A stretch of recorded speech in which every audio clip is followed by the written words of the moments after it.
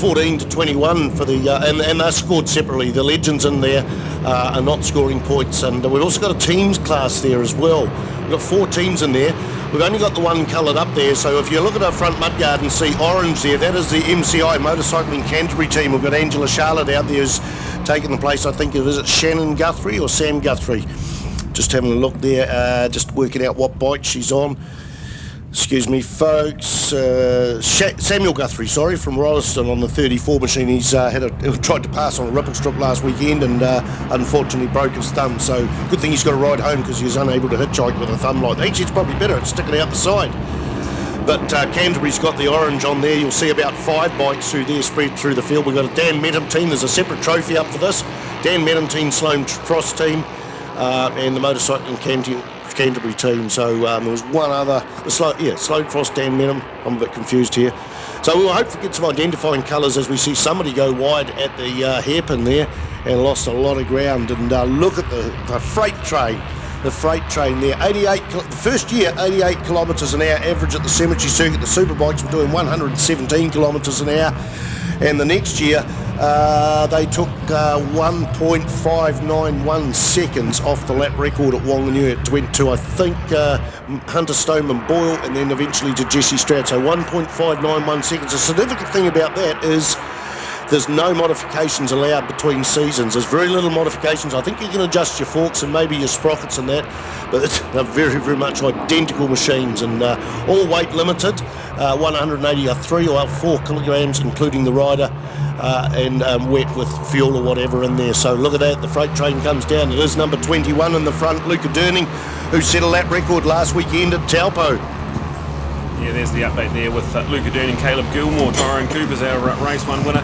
We've got Jesse Stroud in 4th place, Daniel Medham and Lockie Epper, so some very good riding out at the front at the moment, but this is only going to be 4 more laps to go, and there is nothing separating this front pack. There's got to be about over 12 riders in the hunt for this race win so far, Spider. Indeed, look at that, 1, 2, 3, 4, 5, 6, 7, 8, 9, 10, 11, 12 riders. You're good. Out into the kitty litter. Who was that? Young Jesse Stroud in the black leathers, possibly. He looks a bit big for Jesse Stroud, but they come back and recover and all that sort of thing, and 12 riders. This class just gets better and better. You can watch them at the New Zealand Superbike Championships. Unfortunately, they're not a championship class, but they are a support class out there at the New Zealand Superbike. But 2 get a breakaway out the front there, so there's a big scrap on there for the minor money. But don't wait there and expect it to end like this. I would suspect that those other 10 riders are going to climb up on the back of those 2 leader bikes. Look, quite a few girls out there. We've got 6 females of the 22, so over a quarter of them. Including Eve Scrivener, Lucy Dowman, Olivia Goddard all the way from Dunedin, Angela Charlotte's out there. In fact, when I counted up that 6 out of 22, I'm going to say that's now 7 because Angela Charlotte stepped in there. Angela, partner of Dennis Charlotte, and had her first ever race win at Timaru there 2 weeks ago. 360 bikes at that meeting, and she took the checkered flag for the first time. And what I enjoyed about it was watching Dennis cheering her on, Dennis and their kids, Emma and Hunter, and then the other way round when Dennis was out there riding. So outstanding. That's Jesse Stroud in 3rd place. So who have we got? We've got Caleb Gilmore, Luca Durning, Jesse Stroud, Shane Miller, Tyrone Cooper, Lockie Epis there, and Hamish Simpson, I think. And as the timing screen disappears, we look back onto the track there, Brad Ritchie. Yeah, this is all on. So Lockie Epis is the big move around this time. He's modeled himself up into 2nd place. Caleb Gilmore, you can see him. He's got the yellow stickers on the fairing of his bike, but there it is, Caleb Gilmore, then Luca Durning, Lockie Epis now putting himself up right in the hunt now. Jesse Stroud's in there in 4th place as well. Action aplenty. Got to see Daniel Medham, he's in that pack as well. And we're joined by our F1 series leader, Damon Rees. Damon, how's this? We've got one down in the left-hander. Yeah, that was a bit of an unfortunate one for that rider. Not quite sure who that was that went down, but yeah. Yeah, unfortunate, all right. So, thanks for joining us, Damo. Great to have you up here. How's that Manfeild going today? Morning warm-up went really well. It's a tad windy this morning, but, it's no different to yesterday, and hopefully the sun comes out and warms the track up before race 1. Yeah, absolutely. We were loving the F1 racing at the moment, and Richard Cooper just managed to pit you yesterday. Have you got something up your sleeve today?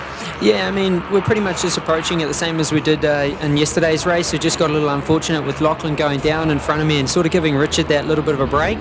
But we'll be back swinging today, and we know we've got the pace and the bike's working immaculately. So yeah, we'll wait and see how the race pans out. fantastic. Here we go. We'll get the update here as they cross the line. There's a four-way pack with Luca Durning going through, Lockie Epps, Jesse Stroud, and I think that's, of course, Caleb Gilmore in there as well. So that's the four-way fight as they head into turn one. There's brakes locking up everywhere. It's absolutely fantastic. And this Gixxer Cup, Damo, what a cool initiative this is, and great to see. Oh, I mean, look at the riders that have come through from the Gixxer Cup the first year. You've got Tarbin Walker, you've got Blake from Whiteline racing out there as well, and you know, you've seen some talented guys come from this class, and it's a great initiative, and it's so cheap to go racing in this class. So yeah, it's a pretty cool initiative, that's for sure. All right, so the update from Spider that it was our Tyrone, our race one winner from yesterday, unfortunately just got out on the grass and the back wheel flicked round on him, so he looks to be A-OK, but Tyrone Cooper's unfortunately out of this one. So we go racing down the centre straight here at Manfeild, and still Luca Durning. Great to see Luca. You had Luca in your Learn with Rees course at Labour Weekend at Bruce McLaren Motorsport Park, and it's great to see him bringing it to the racetrack. Yeah, I mean, he's a smoking hot rider. He's doing so well out there, and for considering the experience he's got, he's doing really, really well and showing his racecraft out there. And yeah, he learnt a lot at our Ride with Rees days, and it's really cool to see that someone like him who's done our day is benefiting from that, hopefully, and hopefully he can pull away a win. That'd be cool.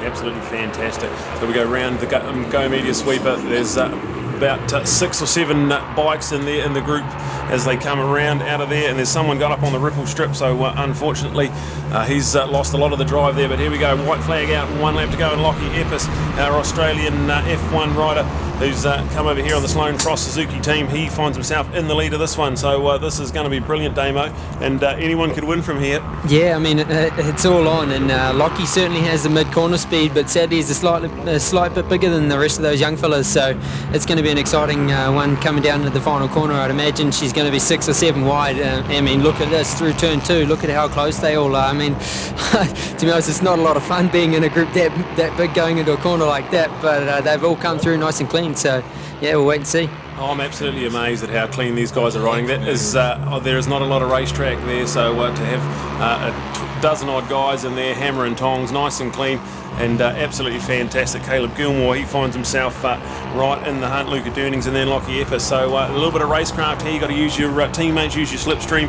and absolutely fantastic. I just love the Gixxer Cup. Yeah, I mean, actually, it looks like Lachlan's bike seems to be pouring a little bit of smoke out his exhaust when he's on downshift, so maybe the old Suzuki might be dropped a ring or something like that, but yeah, it looks like it's not hindering the bike's performance at all. All right, they're going down the back straight. They're 3 wide. It is Luca Durning, Caleb Gilmore, and Lachlan Epps. So we've got the sponsorship by the dentist to bring you the Gixxer Cup, and that is Luca Durning, his family's company there. So fantastic to see him right at the top end of this one. We come around the final corner out of Go Media, and we have a look at it. It is Lockie Epps that's in charge of this one so far, but Jesse Stroud's right on behind him, but I think it's going to be the number 18, Lachlan Epps. He's going to take it, and we've got Luca Durning. So we get him on the podium as well. Jesse Stroud, he come through in second, so 4 1,000ths of a second between second and third place, so that will be probably the thickness of the front tyre, I would say, when they cross the line. Absolutely fantastic. So thanks for joining us, Damo Rees, and yeah, awesome stuff to have your thoughts and comments, and we'll hand over to Ian Dawson. He might have a few more words for you as well.